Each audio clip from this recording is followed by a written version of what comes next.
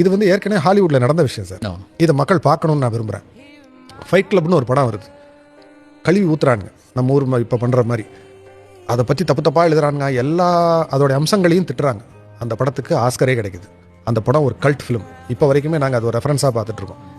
மேடையில் ஏறி அந்த படத்தில் நடித்தவங்க டைரக்டர்ஸ்லாம் சேர்ந்து தப்பான விமர்சனம் எழுதின பத்திரிகையின் பெயர், அந்த விமர்சகரின் பெயரை சொல்லி அதுக்கப்புறமா அந்த ஆஸ்கர் அவார்டை வாங்கிட்டு போகிறாங்க.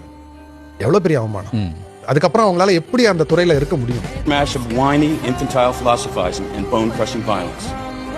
Kenneth Turan, LA Times. Washington's poster child for what's wrong with Hollywood. Anita Bush, Hollywood Reporter. That was Roger Ebert of the Chicago Sun-Times. Fight club படம் யார் யாரெல்லாம் பார்க்கலையோ தயவு செஞ்சு போய் பாருங்க. அந்த படம் எல்லாரும் பார்க்க வேண்டிய படம். அந்த படம் முடியும் போது உங்களுக்கு ஒரு என்னடா இதுதான் ட்விஸ்டா அப்படின்னு சொல்லிட்டு ஒரு ஃபீல் கிடைக்கும். அது எந்த படத்துலையும் வரைக்கும் கிடைச்சதே கிடையாது. டேவிட் ஃபின்ச்சர் வந்து சூப்பரா எடுத்திருப்பாரு. பிராட் பிட் நடிப்புல கிளிகிளின்னு கிழிச்சிருப்பாரு. குறிப்பா சொல்ல போனா அந்த டைம்ல இந்த படத்தை பார்த்துட்டு தான் எல்லாருமே இந்த பாடி பில்ட் பண்ணணும் அப்படின்னு சொல்லி வெறி கொண்டு அலைஞ்ச மாதிரி நிறைய பேர் சொல்லியிருப்பாங்க. எட்வர்ட் இந்த ஹல்க்ல ஹீரோ நடிச்சிருப்பாருல்ல, அவரும் நடிச்சிருப்பாரு. ஏன்னா ஹல்க்னு சொன்னா தான் நிறைய பேருக்கு தெரியும். அதை பார்த்துட்டு இந்த ரோஸ்ட் பண்ணதையும் பாருங்க. ஆஸ்கார் ஸ்டேஜ்ல வாங்கும்போது இவங்களை ரோஸ்ட் பண்ணவங்க, அது மீன் ரிவ்யூ பேர்ல வச்சு கிழிச்சவங்களை இவங்க வச்சு செஞ்சிருப்பாங்க. பக்காவா இருந்திருக்கும். அதே மாதிரி இவர் எடுத்த சில படங்களும் இருக்கு. அதே மாதிரி இந்த கியூரியஸ் கேஸ் ஆஃப் பெஞ்சமின் அப்படின்னு சொல்லிட்டு ஒரு படம் இருக்கு.